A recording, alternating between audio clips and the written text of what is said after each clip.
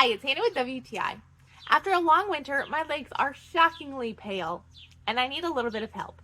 And that's where Jergens Natural Glow saves me every spring. I love this stuff.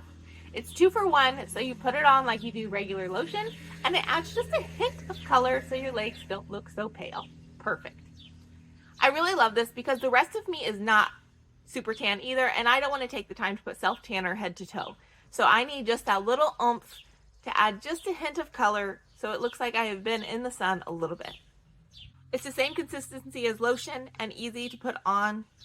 This is the fair to medium, and my skin is very pale, so it's perfect for me and adds just that hint that I need.